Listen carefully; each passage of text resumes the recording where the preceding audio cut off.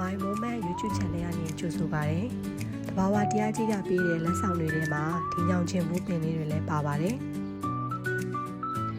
ဒီနေ့တော့အိမ်ကညောင်ချင်ဘူးအပင်မှာအဖိုးတွေအရက်တွေဝင်နေတာနဲ့ခုဖြစ်တဲ့ဗီဒီယိုလေးပါ။ကြည့်ပါဦးအဖိုးတွေကအရန်နှုတ်ပြီးတော့လက်ဆက်နေရမလို့ခုဖြစ်ခဲ့တာပါ။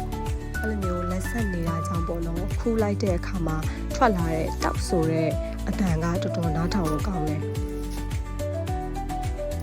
ဒီညောင်ချင်မိုးပင်ကလူတရက်စာကြော်ကြော်လေးမလို့ခူးရတာလွယ်ကူခဲ့တယ်ပေါ့နော်လလန်းမမီတဲ့နေရာမှာရှိတဲ့အဖိုးတွေကိုတော့ခုတ်ပြီးတော့ခူးခဲ့ရတယ်